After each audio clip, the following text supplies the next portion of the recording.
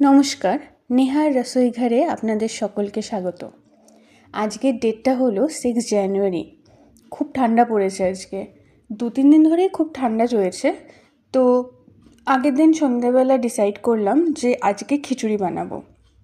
খিচুড়ির সাথে অনেক কটা আইটেমই বানিয়েছি। শাশুড়ির আবদার ছিল পুঁইশাকের ঘ্যাট বানাতে হবে, আর হাজব্যান্ডের আবদার ছিল যে একটু বেগুনি, ঝুরঝুরে আলু ভাজা আর পাঁপড় ভাজা বানিয়ে দিও। বেগুনিটা বানিয়ে উঠতে পারিনি, বাট তার জায়গায় বেগুনের একটা অন্য আমি পদ বানিয়েছি, লসুনি বেগুন। সেটা আগে গিয়ে দেখতে পারবেন। বাকি সমস্তটাই বানিয়েছি। এখন আমি যেটা বানাচ্ছি সেটা হলো গিয়ে ওই পুঁই শাকের ঘ্যাট। পুঁই শাকের ঘ্যাটের জন্য আমি সবার ফার্স্টে সর্ষের তেল দিয়ে, সর্ষের তেল একটু গরম হয়ে আসলে ওর মধ্যে 5 ফোড়ন, 2টো শুকনো লঙ্কা আর একটা তেজপাতা ফোড়ন দিয়েছি। তারপর পেঁয়াজ দিয়ে, পেঁয়াজটা একটু ভাজা ভাজা হয়ে গেলে 6-7টার মতো রসুন কুচি করে দিয়েছি। এখন যে যে সবজি আমি দেবো পুঁই শাকের ঘ্যাটে সেগুলো আস্তে আস্তে এর সাথে ভেজে নেব। ফার্স্টে আমি আলু দিয়েছি, এখন আমি কুমড়ো দিচ্ছি। কুমড়ো দেওয়ার পরে আপনি একটু নুন দিয়ে দেবেন, বা আলু দেওয়ার পরে দিতে পারেন। আমি দেখুন কুমড়ো দেওয়ার পরে একটু নুন দিয়ে দিয়েছি। এবার ওটাকে ঠিক মতো নাড়িয়ে তারপর ওটাকে ঢেকে দেবো, তাহলে এটা একটুখানি সেদ্ধ হয়ে আসবে। তারপর ঢাকনা খুলে আবার নাড়িয়ে ভেজে নিয়ে তারপর ওর মধ্যে পুঁই শাকের যে ডাঁটাগুলো আছে সেগুলো আমি দিয়ে দিয়েছি। সমস্ত কিছু ঠিকমতো করে নাড়িয়ে তারপর আবার ঢেকে আমি রান্না করব। ঢেকে ঢেকে রান্না করলে কী হবে, আমি দেখুন এখানে একটু জল দিয়েছি, যেহেতু পুঁই শাকের ডাঁটাটাকে সেদ্ধ করতে হবে সেই জন্য। ঢেকে ঢেকে রান্না করলে এটা তাড়াতাড়ি সবজিগুলো সেদ্ধ হয়ে যাবে। আপনি চাইলে সবজিগুলো আগেও ভেজে নিতে পারেন। এবারে আমি এখানে সামান্য একটু বেগুন দিয়ে দিলাম, হাফ মতো বেগুন দিয়েছি। আর বেগুন ভাজা ভাজা হয়ে এলে, মানে হালকা একটু নরম হয়ে এলে, এখন আমি পুঁই শাকগুলো দিয়ে ওপরে নুন দিয়ে ঢেকে দেবো। পুঁই শাক থেকে জল বেরোবে, আর ওই যে জলটা বেরোবে ওটা যতক্ষণ না টানছে ততক্ষণ আপনি এটাকে ঢেকে ঢেকেই রান্না করুন। ওই জলেই সবজি আর শাক ভালো মতো সেদ্ধ হয়ে যাবে। এখানে দেখুন ওই লেসুনি বেগুনের জন্য আমি বেগুনটাকে 2 সাইডে কেটে নিয়েছি, আর একটা পেস্ট বানিয়েছি রসুন, সর্ষের তেল, নুন আর ধনে গুঁড়ো দিয়ে। এবারে দেখুন পুঁই শাকে আমি বড়িও দিয়েছিলাম।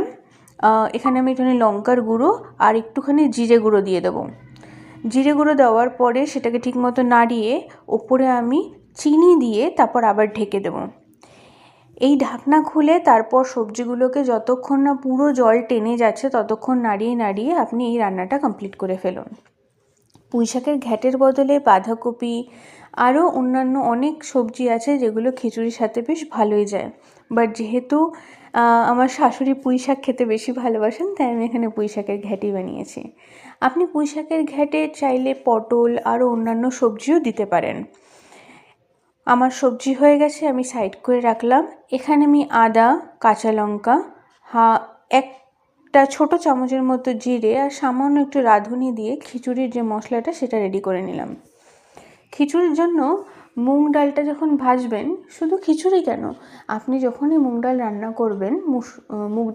করবেন তখন মুগ ডালটাকে না একদম আঁচ কমিয়ে ভালো মতো ভেজে নেবেন, যতটা জ্বলে না কিন্তু একটা ব্রাউনিশ ভাব চলে আসে আর মুগ ডাল থেকে একটা গন্ধ বের হবে। ততক্ষণ অবধি যদি আপনি ভেজে নেন তাহলে মুগ ডালটা রান্না করার সময় একটা খুব ভালো গন্ধ বেরোয় আর ওটা খুব ভালো মতো সেদ্ধও হয়।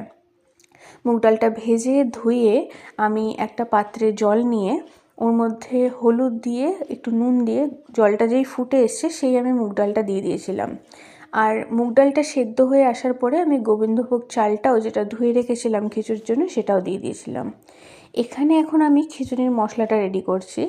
ওর জন্য সাদা তেল দিয়ে তারপরে 2টো শুকনো লঙ্কা, একটা তেজপাতা, একটু হলুদ দিয়ে সাথে সাথে ওই যে মশলাটা বানিয়েছিলাম সেইটা আমি দিয়ে নাড়িয়ে চাড়িয়ে মশলাটা রেডি করলাম। আর মশলাটা একটু হয়ে এলেই তারপরে টমেটো দিয়ে দেখুন ভালো মতো আমি রান্না করে নিয়েছি, টমেটোর কাঁচা গন্ধ যাওয়া অবধি। মশলাটা যেই হয়ে আসবে আর যখনই আপনি দেখবেন যে আপনি যে ওই ডাল আর চালটা সেদ্ধ করেছিলেন মোটামুটি 80%-এর মতো সেদ্ধ হয়ে গেছে, তখন আপনি এই মশলাটা দিয়ে দিন। দিয়ে যতক্ষণ আপনার মনে হচ্ছে যে আমার রান্নাটা কমপ্লিট হয়ে যায়নি ততক্ষণ আপনি হালকা হালকা গরম জল দিয়ে, বা জল যদি একেবারেই ঠিক মতো দিয়ে থাকেন রান্না করুন, তারপরে এই লাস্টে ঘি আর গরম মশলা দিয়ে আমি খিচুড়িটা কমপ্লিট করলাম। এইবার আমি ওই লসুনি বেগুনটা বানাবো। তার জন্য আমি সর্ষের তেল দিয়ে গরম করে বেগুনগুলো দিয়ে দিলাম। বেগুন খুব তেল টানে, তাই জন্য আমি ওপর দিয়ে আরেকটুখানি সর্ষের তেল দিয়ে দিয়েছিলাম। এটা না তৈরি করতে একটু সময় লেগে যায়, আস্তে হালকা আছে আপনি বানিয়ে নেবেন। সাইডে আমার ঝুরঝুরে আলু ভাজাও রেডি হয়ে গেছে, আর বেগুনটা হতে হতে সাইডে আমি ঝুরঝুরে আলু ভাজাও রেডি করে নিয়েছিলাম। আমার বেগুনটাও এখানে কমপ্লিট হয়ে গেল। এদিকে আমি পাঁপড়টাও ভেজে নিলাম। আমার রান্না এখানে কমপ্লিট। যদিও বা 1 ঘন্টা 22 মিনিটের মতো লেগেছে বানাতে, যেটা আমি আপনাকে 6 মিনিটে দেখিয়ে দিলাম। ভিডিওটা সম্পূর্ণ দেখার জন্য ধন্যবাদ। দেখা হচ্ছে আমার নেক্সট ভিডিওতে।